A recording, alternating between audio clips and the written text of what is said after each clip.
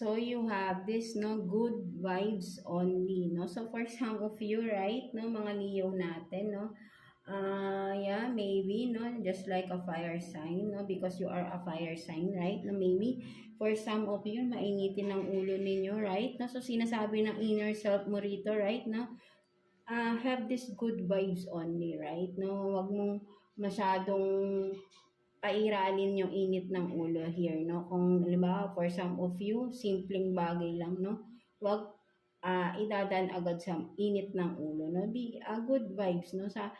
Attract good vibes lang talaga, right? No? So sinasabi ng inner self mo dito, right? No? So iwasan mo yung because that is negativity, no? You are attracting negativity. That's why parang palagi ka na lang nagiging mainit ng ulo because you are embodying it, right? No? But then if you are embodying or thinking good vibes only, no?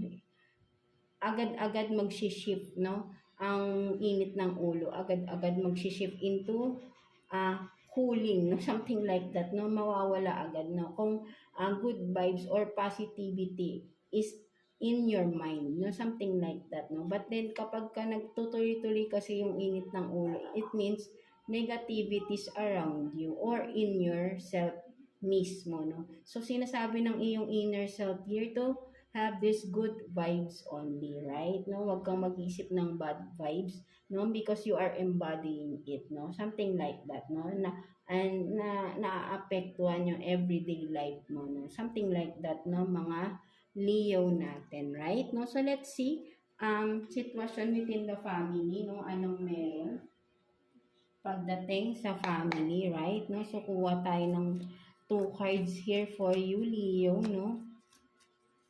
Tingnan natin anong meron pagdating sa family.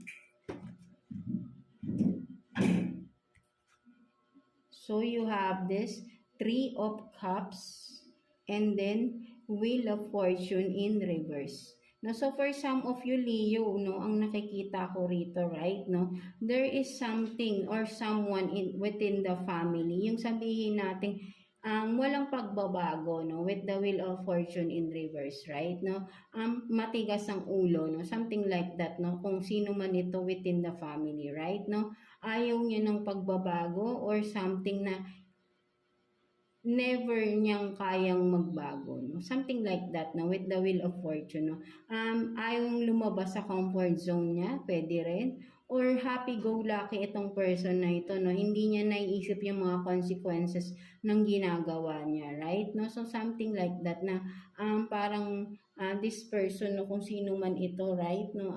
Within the family, no?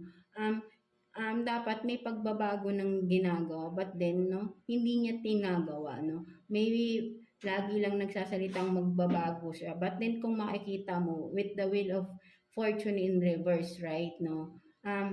Hindi niya ginagawa yung pagbabago. Just sinasabi lang, no, with this, no. Kumbaga parang gusto niya ganito pa rin siya, right, no, with the 3 of Cups. Kumbaga dito siya masaya kung ano man tong gusto niya, right, no. Sinasabi lang niya na magbabago, but then ang totoo never, no. Ginagawa pa rin niya kung ano yun talagang or ano man tong ginagawa niya, no, na parang dapat ay binabago niya, no, kasi naka-reverse, no. So if kung sino man to, no, within the family, no, right, no, so this person is really not sabihin nating going into a new sabihin nating still stuck, no? Still stuck on the past or in a situation wherein there is no changes, no? And this person is that is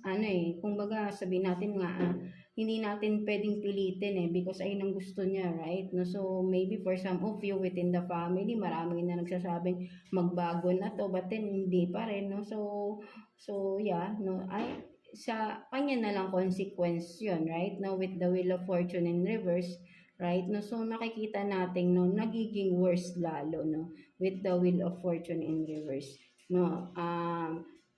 No, yung worst case scenario is yun nga, no, magkakaroon ng hindi mas magandang resulta yung ginagawa niya, no.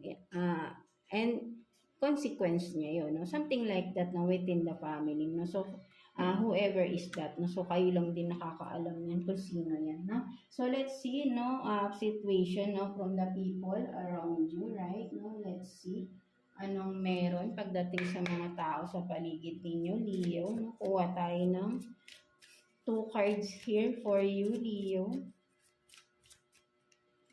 People around you, ano bang meron?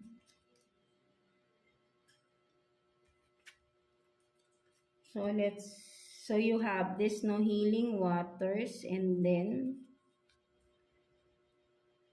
tears of joy and sadness. No, so for some of you, right, no, ang nakikita ko rito, Leo, no, from the people around you, no, ang nakikita ko, sabihin natin na there is someone, no, around you na nag-i-struggle siya, no?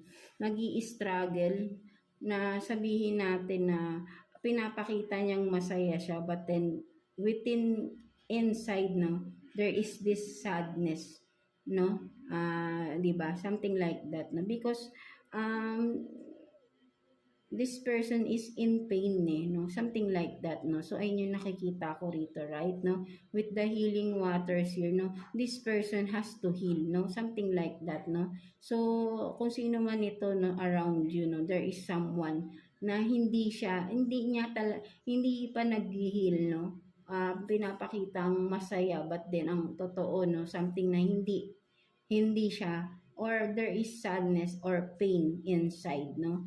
And this person has to heal, no, within, no? So, yeah, no? So, kayo lang din nakakaalam nito kung sino ito, right? No? There is someone around you na has to heal or have to or needs to heal, no? Something, no? To release this sadness, this pain, no? Something like that, no? Maybe kung kilala nyo to, no, kailangan nyo siguro ng tulong ninyo, no? For some of you lang, no? Mga Leo natin, right? No? So, let's see, no? Ano naman pagdating sa inyong career, no? Mga Leo natin. So, kuha tayo ng 2 cards for you, Leo, no? In regards to your career situation, let's see. Anong meron? Kuha tayo ng 2 cards for you, Leo. Career situation for Leo.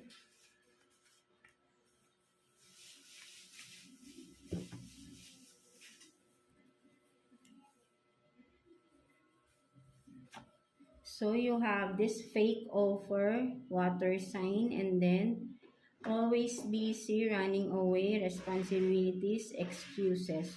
No, so for some of you, no, this particularly water sign, Cancer, Scorpio, Pisces, no, or yeah, doesn't have to be, no, kung any signs naman tayo, but there is someone, no, uh, uh, offers, no, there is this fake offer, or this person is a fake, no, something like that, no. So maybe kung yeah, regards in your career, no, this person is nakakaapekto siya, no, sa iyong career, no. Maybe kung business partner mo ito, right, no, hindi siya mahagilap for some of you, right, no, laging busy, right, no, yung mga responsibilities niya na dapat kayong dalawa ang nagsusolusyon, no, hindi mo mahagilap itong tao na to, right, no, may ganun dito person, right, no, kung sa businessman na partner kayo ng tao na ito, no, iniwan kayo sa ere, no, laging busy, no, kumbaga palaging may dahilan hinahanap mo, or vice versa tayo, right, no? Meron ditong tumatakas sa mga responsibilidad niya, no? For some of you, palaging may dahilan para hindi makapunta sa mga commitments, no? Something like that. Or kung sa job man, no, there is someone around you na a fake, sabi nating co-worker mo, no? Something like that, no? Na siguro sinisiraan ka for some of you, right, no, at kinakaibigan ka, but then yun pala binabackstab ka, no, something like that, no, but then yeah, no, there is someone, no, around your career, no, businessman or job man, no, work related man ito na who is a fake, no, who is just using you, maybe, no, kung kung sa pera, right, no? Kasi career, no? Finances, no? Nandiyan lang because of pera, no? But then kapag kailangan mo, nawawala, no? Something like that, no? There is someone around, no? So, kayo lang din nakakaalam again, no? Kung sino yan, right? No? So, let's see, no? Message advice for you, I mean, self-care advice for you this coming week, no? Mga Leo natin, right? No? So, kuha tayo ng one card for you. Self-care advice for this coming week for Leo. Kuha tayo ng one card.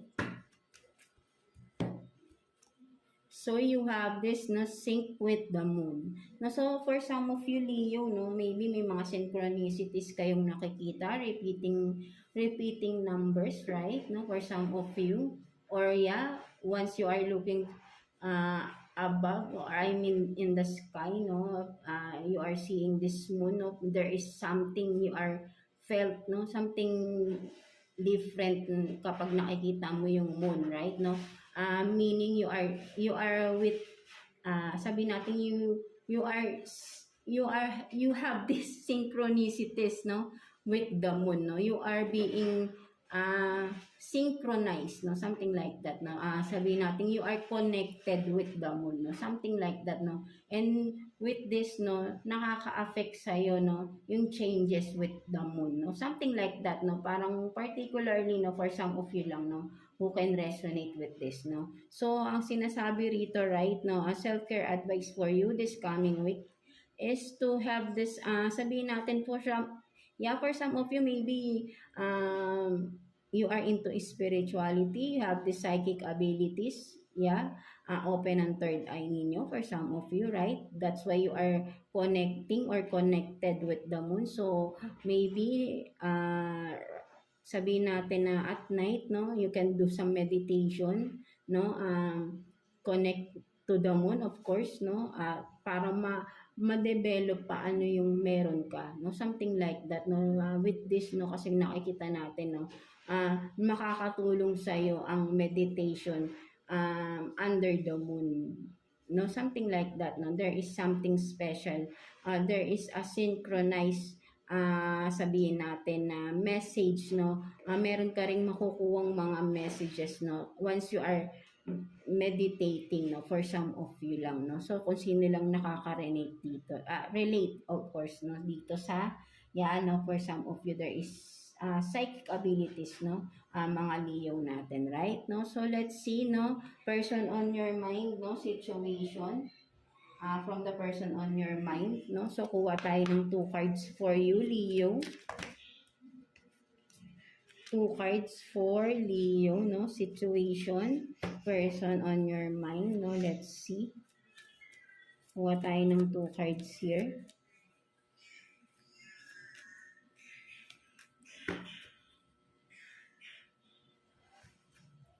So, you have this, no? Party in your heart, and then you are good enough as you are right now, no? So sinasabi rito, right, no, maybe you are so drained, no, something like that. So kumbaga ilabas mo yung inner child mo, no, something like that, no, party with your heart, no, hindi palaging professionally kang kumikilos, no, you can be a child din, no, childlike din, no, for sometimes, right, no, so there is nothing wrong with that, no, so sinasabi rito, no, so yeah, for some of you naman din, no, because person on your mind, no, so ang nakikita ko naman dito, no, there is someone here na parang childish like, right, no, isip bata, immature person, right, no, walang inisip kundi sarili niya. For some of you, this person on your mind, no, sinasabi na parang this person is feeling niya ay tama yung ginagawa niya, no, but then napaka-immature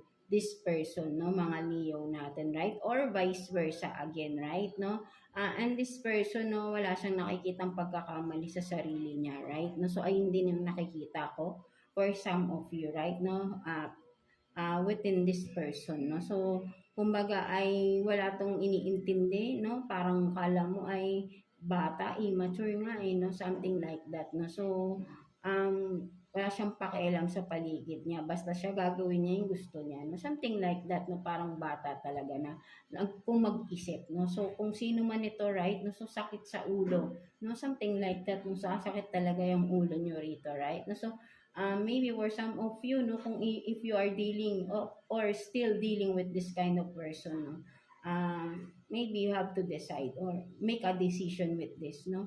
Kung kaya mo pa, then why not continue, right, no? But then, nasa sa'yo yan, no? Still, no? If you still consider this person as your partner, no? Kung may natutulong naman siya sa'yo, eventually, sa ibang bagay, no? So kayo pa rin naman talaga yung magde-decide here, no? But then, this card is telling you that this person is immature and kumaga selfish tong person na to, and this person is wala siyang nakikitang mali sa sarili niya, instead na parang for some of you siya pa yung nagsasabing mali ka or vice versa, no? Something like that, no? So just take what's resonate, no, for some of you, no, mga Leo natin. So what else, no? Kuha pa tayo ng ibang situation, no, person on your mind, mga Leo natin. Let's see. Kuha pa tayong dalawang card here, no, for Leo. What else, no? Tingnan pa natin.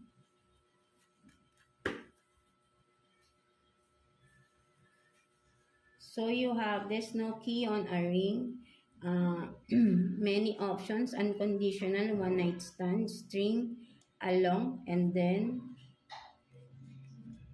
addiction, no, codependent, obsession, restraint, possession, control, emotional block. No, so for some of you, no, this person, no, who is on your mind, no, this person has an addiction, no, addiction into something, no, something na sabihin natin na with the key, no, kung makikita mo rito, no, nasa sa kanya naman no, may susi siya, no, kung gusto niya pang kasi kahit sabihin natin na ito kasi, no, sabihin natin may key siya, right, no, mayroon siyang susi sa ganitong addiction niya to right, no, kahit na sabihin mong ilak mo to, no, sabihin mong baguhin niya, alisin niya, no, but then it represents kasi the key, no, yung key nasa kanya, no, sabihin natin nasa tao yan kahit na utusan mo yan, right, na alisin niya yung ganyang addiction niya or whatever it is, no. Kung mismong itong person na to, no, literally, no, bubuksan pa rin niya yan, no, kahit ilak mo yan, because nasa kanya yung susi or may susi siya, no, something like that, no. Gagawin at gagawin pa rin niya yun, no, something like that, kahit na anong gawin mo na i-restrain mo pa tong tao na to or whatever, no, ikaw lang din mahihirapan, right, no, because this person is, ang nakikita ko, no, with the codependent rito, kumbaga hindi niya maiwanan hindi niya maalisan, no, itong sitwasyon na meron siya or itong sitwasyon na to na pilit mong sinasabi sa tao na to na alisin niya na or baguhin niya na, but then ang nakikita ko rito, right, hindi niya kayang alisan, no, being obsessed with this kind of ano man ito, right, no, with one night stand, no, maybe for some of you na mahilig talaga, right, no, for some of you may obsessed to sa isang bagay, sa isang sitwasyon, no, something like that, no, hindi niya maiwanan with the string along, no, kumbaga nakatali siya sa addiction na yun, right, no, may kadena pa dito, right, no,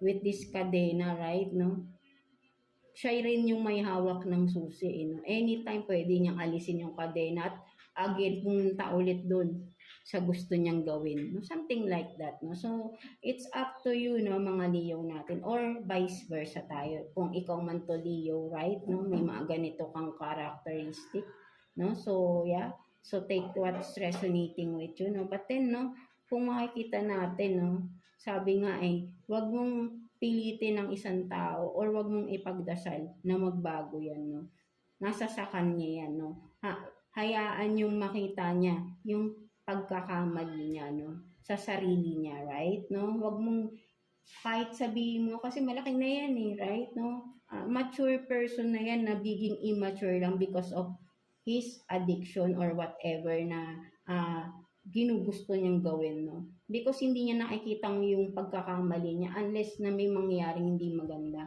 or magkakaroon ng resultang hindi maganda. And from that, no, sana wag nang may mangyaring ganun, no?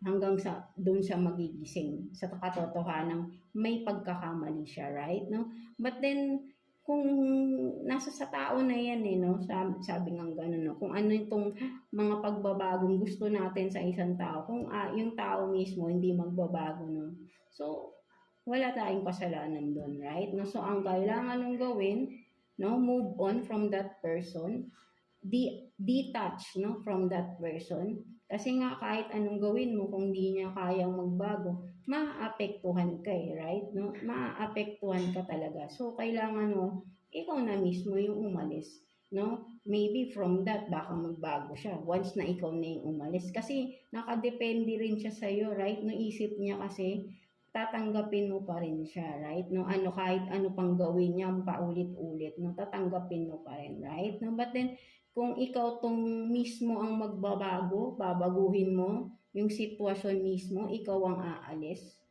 right? No? Baka tingnan natin, baka from that, no, may makikita kang changes from this person, no? Something like that. But then if there is nothing still, no, changes, no, mangyayari, no, maybe this person is really meant to that addiction or whatever, no, hayaan niya sarili niya malubog, so siya naman ang kanya na yun. So that's not your problem anymore, right? No, so ikaw magpatuloy ka sa sarili mo because there is something more about you, no? Marami ka pang gustong gawin for sure, no? So i-pursue mo yun, no? Huwag mo sayangin yung oras mo sa mga tao na walang pangarap sa buhay, no? Gusto lang ay ganun lang, no? Something like that, no? So, yan, no? Alam mo na yung dapat mong gawin, no? With that, no? So, tingnan naman natin, no? Message advice for you ni Universe, no? Tingnan natin. Kuha tayo ng one card for you, Leo. Message advice from the Universe. Let's see. Kunin natin, no? Message advice.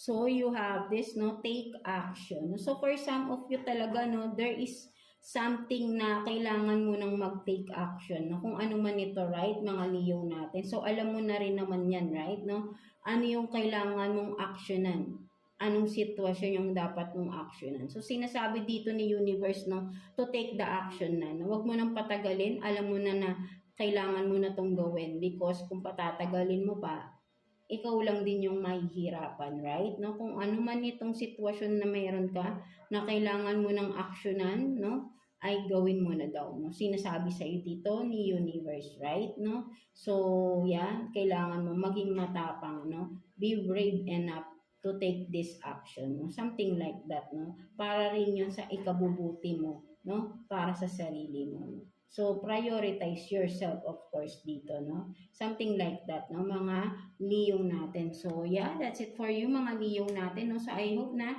naka-resonate kayo sa reading ninyo today. So, yeah, God bless you all.